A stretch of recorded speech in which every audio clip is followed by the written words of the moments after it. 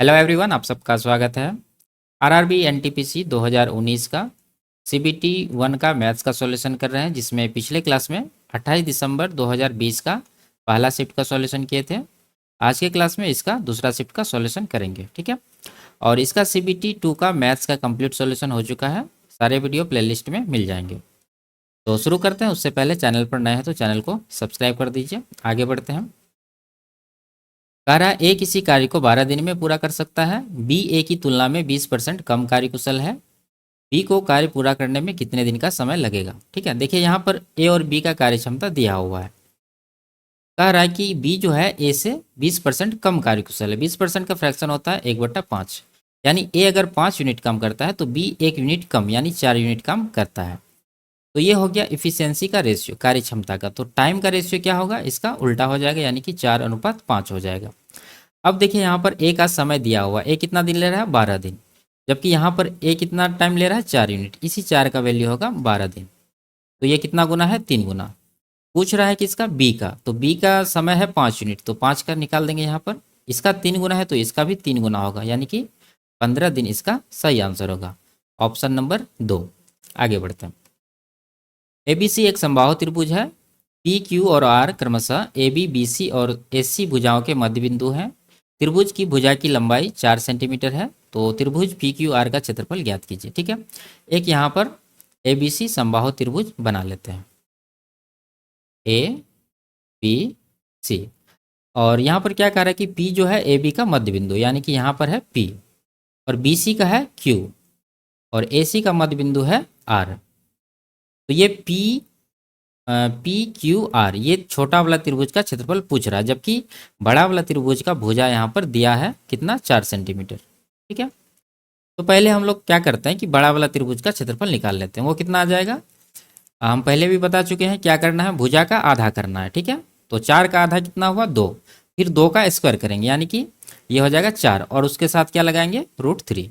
तो इसका क्षेत्रफल हो गया 4√3, यानी ये बड़ा वाला पूरा त्रिभुज का। अब यहाँ जो त्रिभुज हम लोग बीच में बनाए हैं पी क्यू आर, तो यहाँ पर 4 त्रिभुज बन गया है, तो चारों त्रिभुज का क्षेत्रफल बराबर होगा। अगर एक त्रिभुज का 1 यूनिट है तो सबका कितना होगा, 1-1 यूनिट ही होगा। तो कुल मिला के कहने का मतलब है कि ये पी क्यू आर त्रिभुज का क्षेत्रफल पूरा त्रिभुज का 1/4 होगा।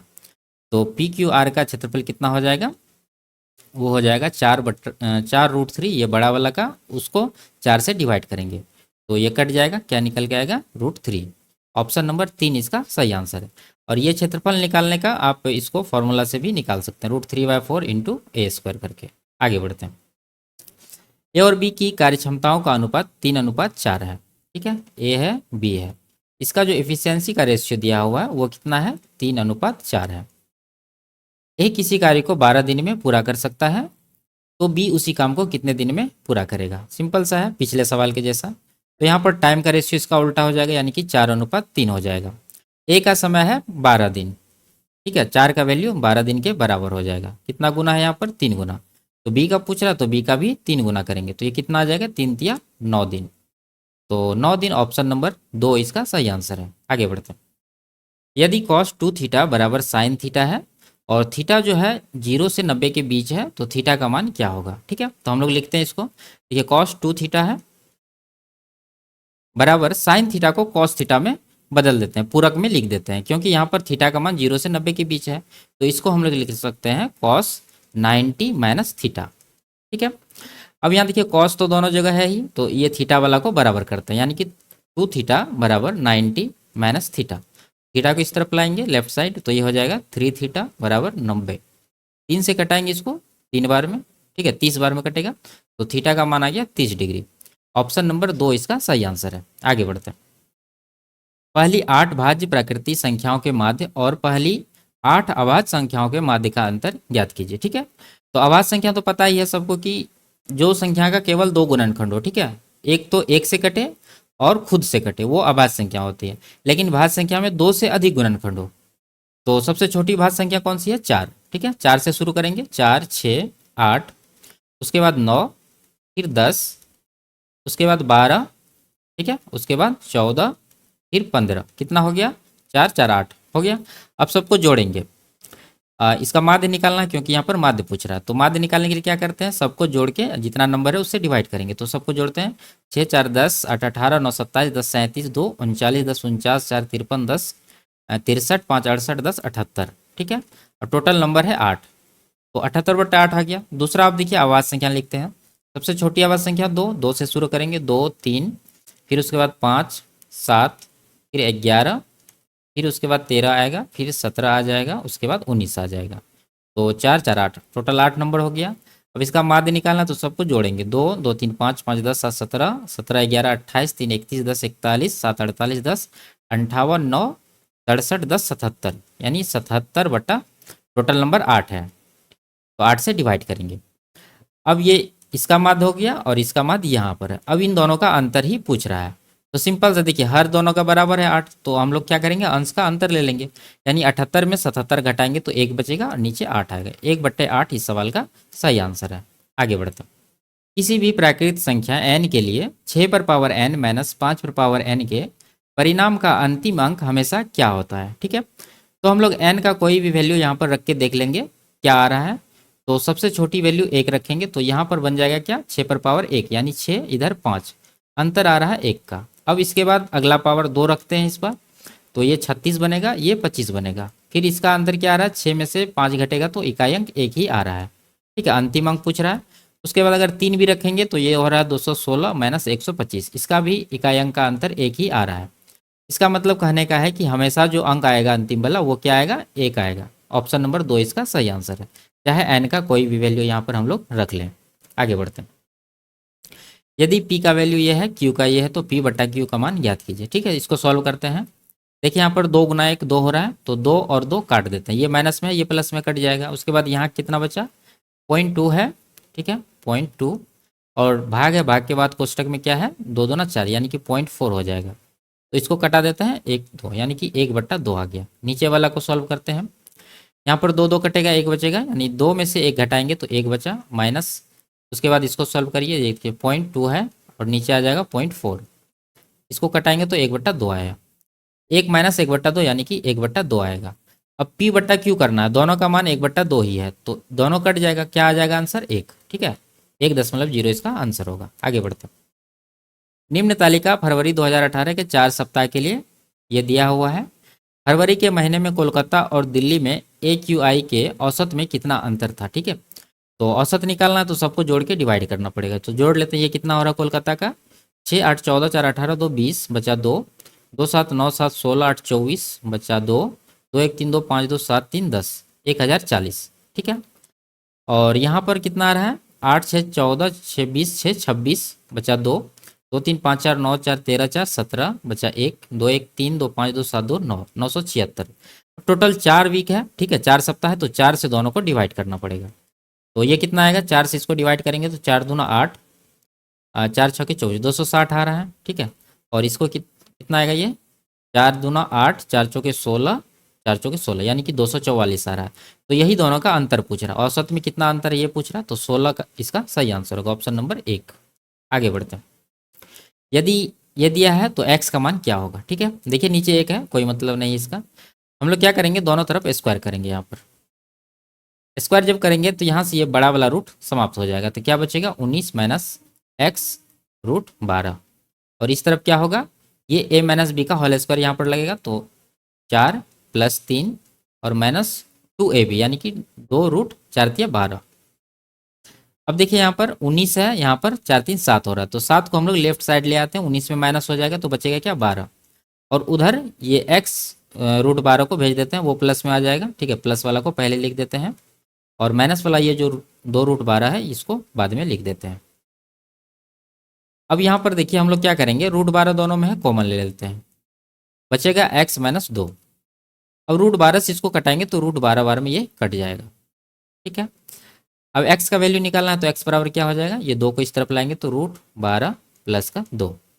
तो ऑप्शन नंबर कौन सा है, इसको एक बार और करते हैं। देखिए रूट 12 को क्या लिख सकते हैं, 2 दूना 4 तिया 12 होता, तो 2 इसका आ जाएगा बाहर, 3 बच जाएगा अंदर, प्लस का 2। ऑप्शन नंबर 2 इसका सही आंसर है। आगे बढ़ते हैं। एक वस्तु को 12% लाभ पर बेचा गया, यदि इसे 33 अधिक में बेचा जाता तो प्राप्त लाभ 14% होता। वस्तु का क्रय मूल्य ज्ञात कीजिए। देखिए लाभ में यहाँ कितना का गैप है, 12 से 14 हुआ है, 2% का गैप आया है, जबकि रुपया में इसका 33% अधिक हुआ है, तो 2% का वैल्यू 33 होगा। तो क्रय मूल्य पूछ रहा है, तो क्रय मूल्य कितना होगा, 100%। देखिए 2 का 50 गुना हुआ है, इधर भी 33 का 50 गुना हम लोग करेंगे। तो 5 या 15, 5 या 15 एक 16, एक जीरो लगा देते हैं इसके लिए। तो 1650 रुपया इस सवाल का सही आंसर होगा। आगे बढ़ते हैं। वह छोटी से छोटी संख्या ज्ञात कीजिए जिसे 4 अंकों की सबसे छोटी संख्या में से घटाने पर प्राप्त संख्या पूर्ण वर्ग हो। तो 4 अंकों की सबसे छोटी संख्या कौन सी है, 1 पर 3 जीरो यानी 1000। अब 1000 से कम कौन सी वर्ग संख्या है, अगर आपको वर्ग याद है तो 31 का स्क्वायर 961 होता है, ठीक है, जो 1000 से जस्ट छोटी है। तो देखिए कितना का अंतर है, 1000 में कितना माइनस करना पड़ेगा, 39। तो ऑप्शन नंबर डी इसका आंसर होगा। इस तरह से इसको कर सकते हैं। आगे बढ़ते हैं। 2001 में एक कंपनी द्वारा अर्जित राजस्व 6300 करोड़ है, और 2010 में 8100 करोड़, और 2015 में 10,800 करोड़। तो क्या कह रहा है कि 2001 से 10 के बीच और 10 से 15 के बीच का राजस्व आय में हुई वृद्धि का अनुपात क्या है, ठीक है। तो देखिए 2 से 1 में कितना वृद्धि हुआ है, 2001 में था इतना, 2010 में है कितना, 8100। तो 1 से 10 तक कितना वृद्धि हुआ है, 63 और 81 का अंतर 8 है, और 10 1800, इधर आ गया 1800 करोड़।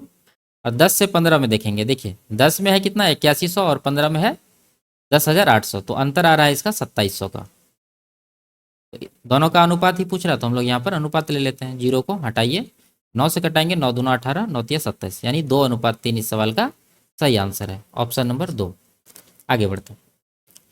यदि P का वैल्यू है और Q का है तो P बट्टा Q का मान पूछ रहा है। तो P का वैल्यू यहाँ पर सिंप्लीफाई करते हैं, देखिए गुना है, ये बन जाएगा 0.09, ठीक है, 3 तिया 9, और एक अंक यहाँ, एक अंक यहाँ, 2 अंक के पहले दशमलव लगा दिए, प्लस वाला है। अब यहाँ देखिए 3 तिया 9 हो रहा है, लेकिन 2 अंक 2 अंक, 4 अंक के पहले दशमलव लगेगा।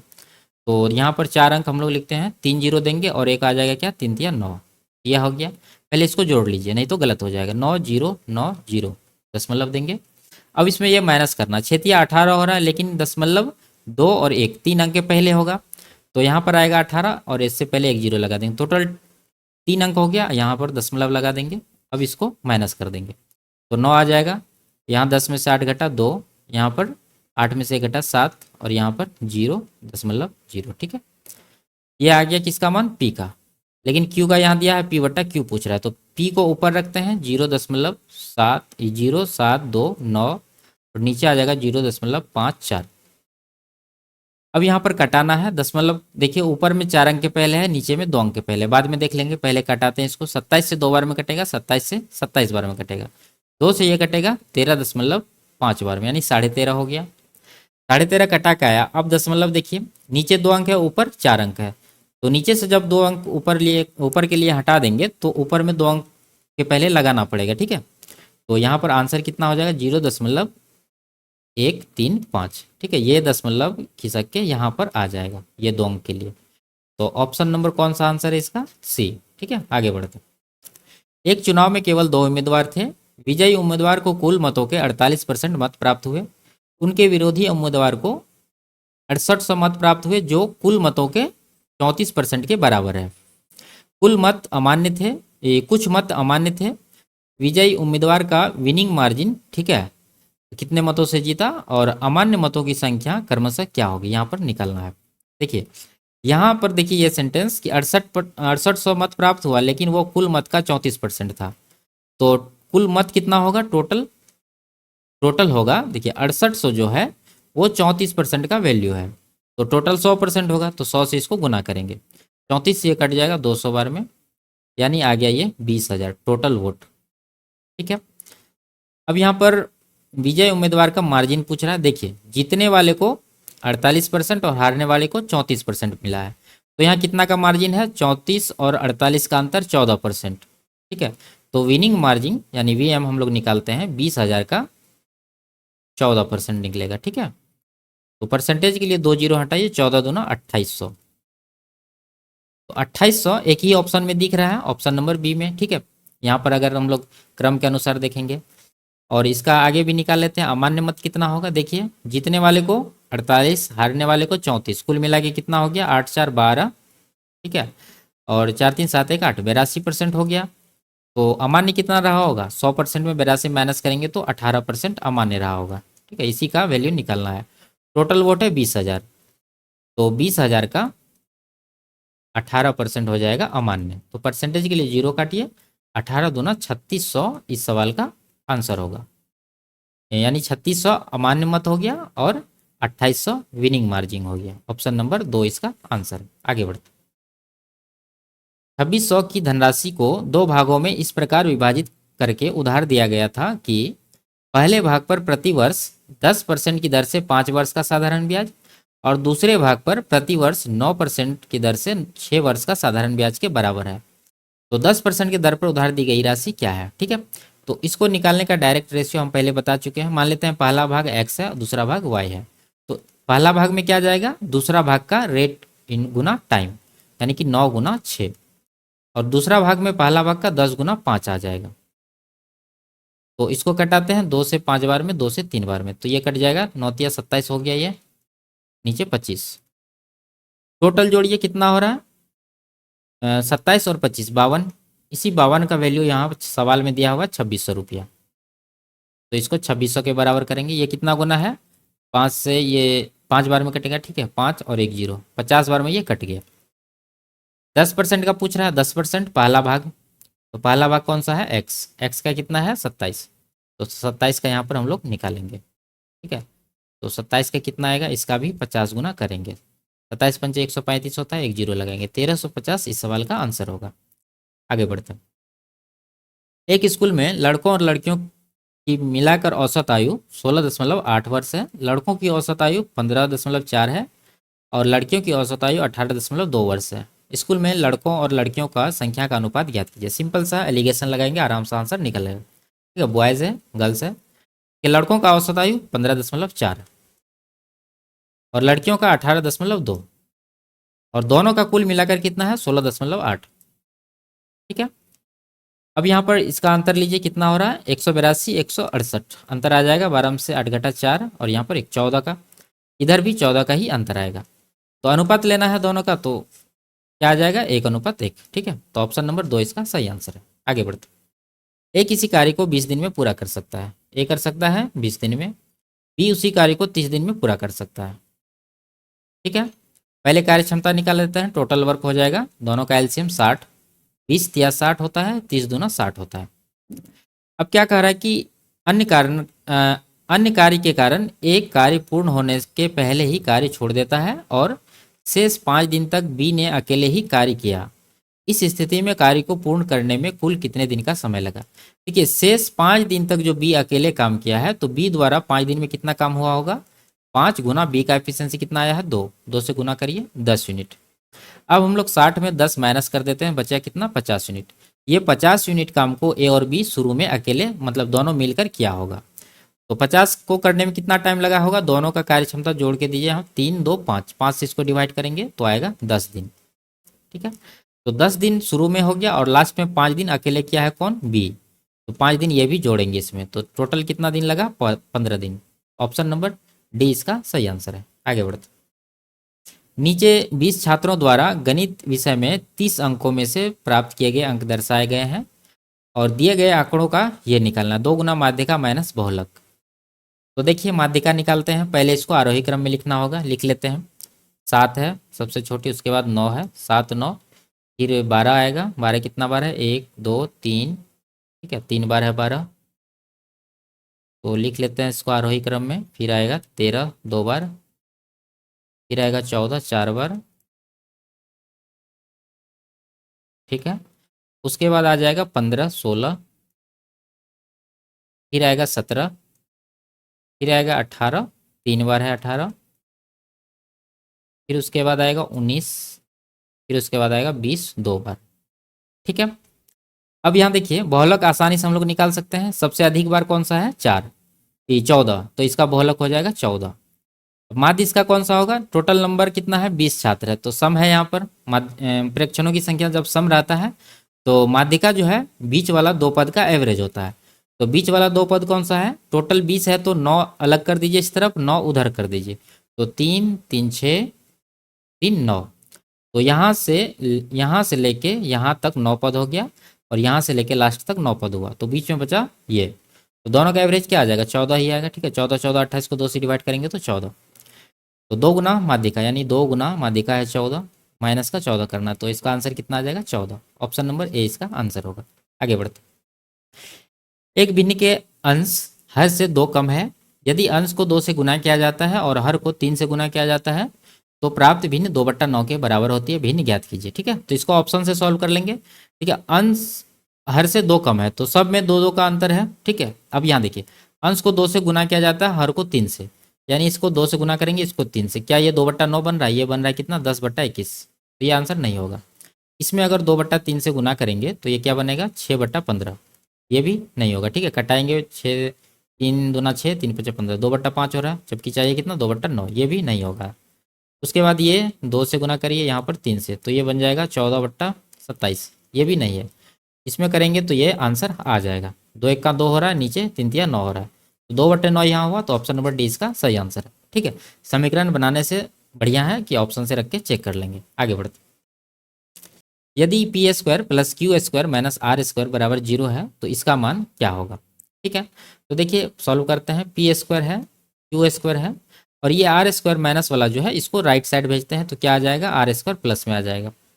अब यहाँ पर पावर 2 है और यहाँ पर पावर 6 में पूछ रहा है, तो हम लोग इसको क्यूब करेंगे दोनों तरफ। तो यहाँ क्या बन जाएगा, ये बन जाएगा पी पर पावर 6 प्लस क्यू पर पावर 6। उसके बाद क्या होता है, प्लस का 3ab, यानी कि 3 into P square Q square into A plus B होता है, यानी कि अंदर में क्या होगा, कोष्ट के अंदर P square plus Q square, ये वैल्यू हम लोग नहीं रखेंगे, बल्कि इसके बराबर ये आर स्क्वायर रखेंगे। ठीक है, और बराबर राइट साइड क्या बनेगा, आर पर पावर 3 दूना 6, पी पर पावर 6 प्लस क्यू पर पावर 6 प्लस ये क्या बना, 3 P square Q square R square बराबर आर पर पावर 6।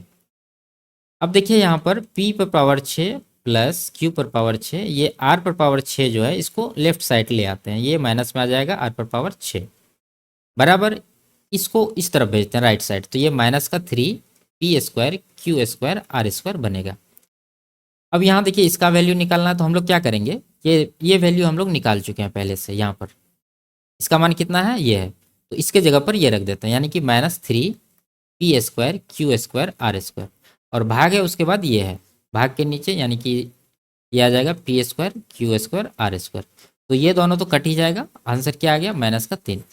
तो ऑप्शन नंबर 2 इसका सही आंसर है। आगे बढ़ते, 3 व्यक्तियों ने एक व्यवसाय में इस अनुपात में धन निवेश किया, वर्ष के अंत में कुल लाभ इतना था, लाभ का सबसे बड़ा हिस्सा क्या होगा। ठीक है, देखिए जिस अनुपात में धन का निवेश किया जाता है उसी अनुपात में लाभ का बंटवारा किया जाता है। तो यहाँ पर धन का निवेश का अनुपात दिया है, ये फ्रैक्शन में इसको हम लोग क्या करते हैं, एलसीएम से गुना करके 2 या 6, यानी कि इसका एलसीएम कितना रहा, 12, तो 12 से पूरा रेशियो में गुना करेंगे, तो ये कितना आएगा, 2 छके 12, 3 चौके 12, उसके बाद 4 तिया 12, ये अनुपात में इसको बांटेंगे। तो सबसे बड़ा हिस्सा पूछ रहा है, तो बड़ा हिस्सा क्या है, 6 है। कुल लाभ है 15,600, इसको टोटल से डिवाइड करेंगे, 6 4 10 3 13 से, और बड़ा हिस्सा पूछ रहा है 6, तो 6 का निकाल देते हैं यहाँ पर गुना करके, 13 से कटाएंगे, ये 1200, 12 में कटेगा, 1200 गुना 6 यानी कि 7200 इस सवाल का आंसर होगा, ऑप्शन नंबर 1। आगे बढ़ते हैं, कक्षा 10 बोर्ड की परीक्षा में बैठने वाले छात्रों की कुल संख्या 360 में से 10% छात्रों ने ग्रेड ए, 20% छात्रों ने ग्रेड बी, 30% छात्रों ने ग्रेड सी और 40% छात्र ने ग्रेड डी प्राप्त किया। दिए गए पाई चार्ट से ग्रेड ए और बी प्राप्त करने वाले छात्रों की कुल संख्या ज्ञात कीजिए। ठीक है, ए और बी का कुल पूछ रहा है, तो यहाँ देखिए ए प्राप्त किया है 10% और बी प्राप्त किया है 20%, कुल मिला के कितना परसेंट हो गया, 30%। ठीक है, जबकि टोटल छात्र कितना है, 360, तो 360 का, ठीक है, 360 का 30% ही आंसर होगा, तो ये कितना आ जाएगा, ये परसेंटेज के लिए नीचे 100 दीजिए, 0 काट दीजिए इसको, 36 दिया 108 छात्र इस सवाल का आंसर होगा, ऑप्शन नंबर 1। आगे बढ़ते, एक व्यक्ति ने अपनी पूंजी का 1/2 भाग 5% वार्षिक दर से, अपनी पूंजी का 1/3 भाग 8% वार्षिक ब्याज की दर पर तथा शेष हिस्सा 10% वार्षिक ब्याज की दर पर निवेश किया। एक वर्ष में उसके 3 निवेशों से प्राप्त कुल आय 820 रुपया है, उसकी कुल निवेशित पूंजी ज्ञात कीजिए। ठीक है, तो देखिए यहाँ फ्रैक्शन में भाग दिया हुआ है, तो नीचे वाला जो है क्या है, 2 है, उसके बाद 3 है, तो इसका गुणनफल यानी 2 गुना 3 बराबर 6। 6 के टर्म में हम लोग मानेंगे कि उसका जो टोटल निवेश था वो कितना था। 6 तो नहीं लिख सकते हैं क्योंकि यहाँ पर कटाना उटाना है, तो 6x के टर्म में लिखते हैं, यानी कि 6x उसका कुल मूलधन था। अब पहला भाग कितना हो जाएगा, 1/2 भाग है, तो पहला भाग 6x का 1/2 कितना हो जाएगा 3x। 3x जो है 5% के रेट पर लगाया, तो 3x का 5% इस पर ब्याज हो गया। उसके बाद दूसरा देखिए 1/3 भाग, तो 6x का 1/3 निकालेंगे तो कितना आएगा 2x। 2x को लगाया है ये 8% पर, तो यहाँ पर इसका 8% ब्याज मिलेगा। शेष कितना बचा देखिए 2x, 3x इधर हो गया, 2x इधर, 5x इसमें माइनस करिए तो बचा x, यानी ये शेष धन लगाया है वो 10% पर यहाँ पर कह रहा है। और बराबर इसका जो आय है यानी ब्याज है 820 रुपया है, इसको 820 के बराबर करेंगे, यहाँ से x का वैल्यू निकालेंगे। तो टोटल कितना आ रहा है 5 या 15 16, ये हो गया 15, ये हो गया 16, ये हो गया 10, तो 16 15 21 10 41x, और परसेंटेज है उसके लिए नीचे 100 दे देते हैं बराबर 820। 41 से ये कट जाएगा 20 बार में, x का वैल्यू कितना आ गया 100 से इधर गुना करेंगे तो ये आ जाएगा 2000। ठीक है, तो 2000 आंसर नहीं होगा क्योंकि यहाँ पर कुल धन माने हम लोग 6x, तो 6x का वैल्यू कितना होगा 6 गुना 2000, 12,000 इस सवाल का सही आंसर है, ऑप्शन नंबर सी। आगे बढ़ते हैं।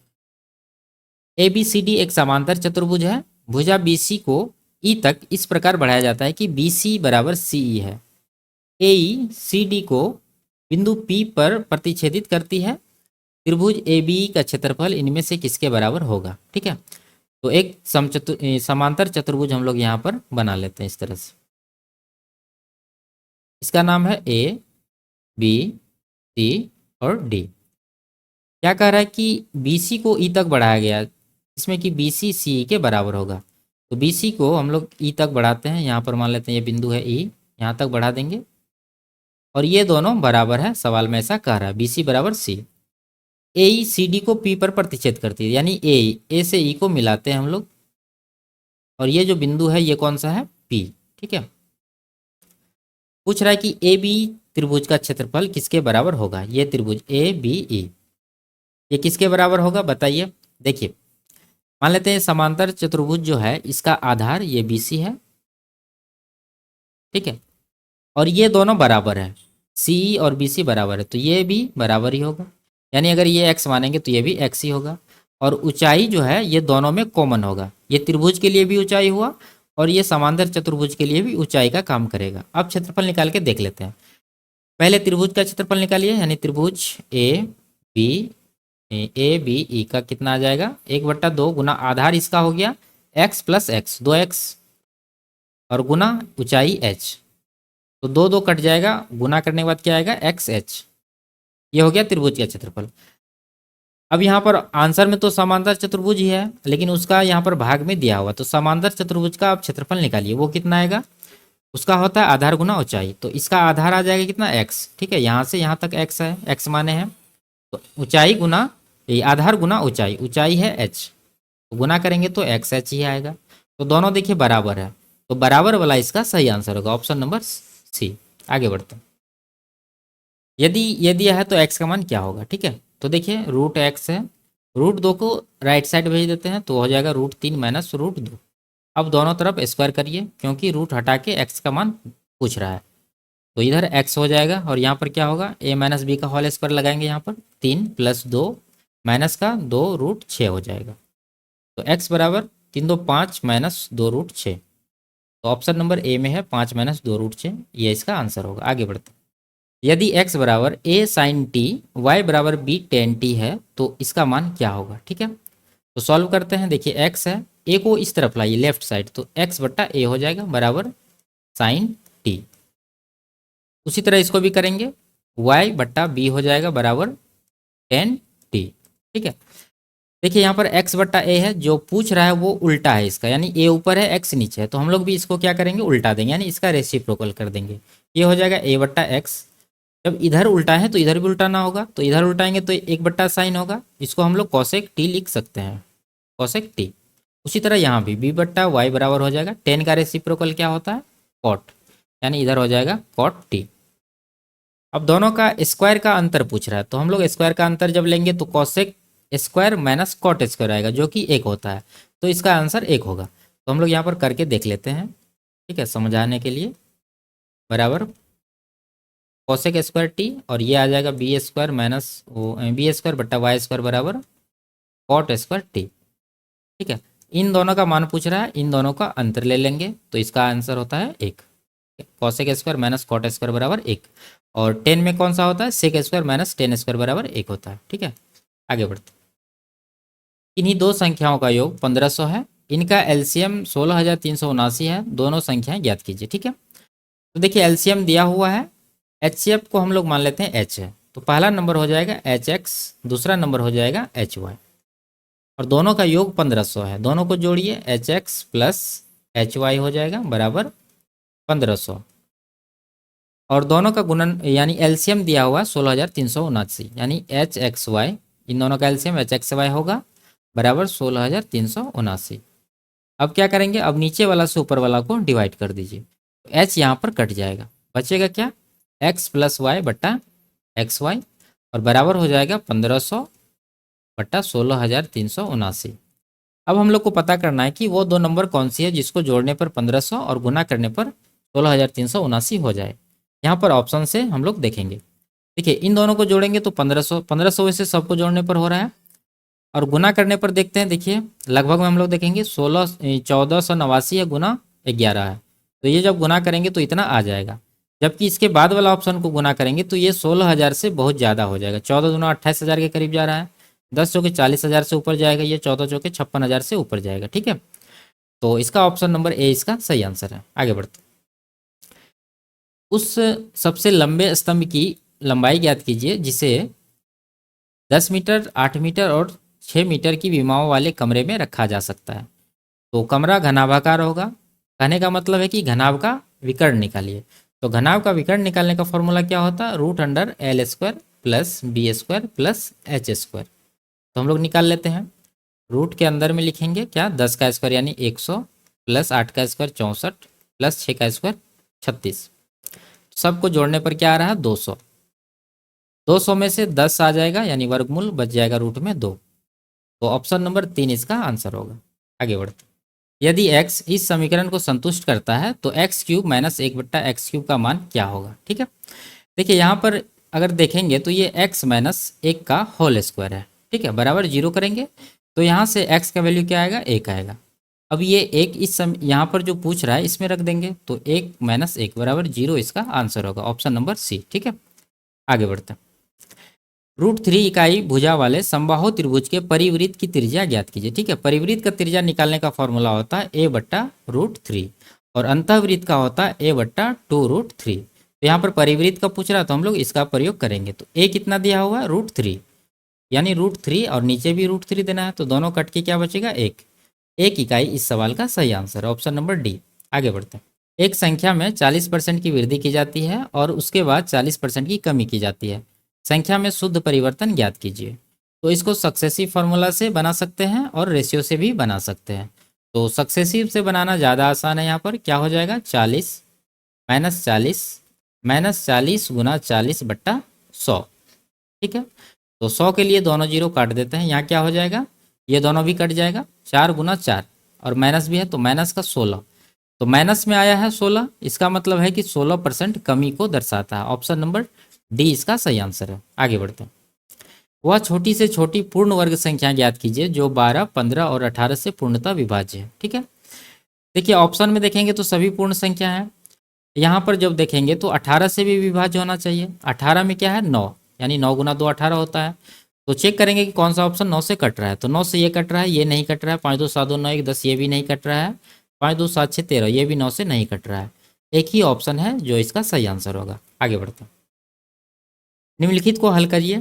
ठीक है, तो ये कितना हो जाएगा, 2 2 कट जाएगा, 1/3, और इसके अंदर क्या हो गया, 3/4 है बाहर में, माइनस का 3/4 लिख देते हैं। और कोष्टक में क्या आ रहा है, दोनों गुना करेंगे तो 6 आएगा, यानी 1/6। 6 और 6 बराबर है तो ऊपर जोड़ देते हैं, 5 1 6/6 हो जाएगा, यानी सब कट कुट के क्या आ गया, 1।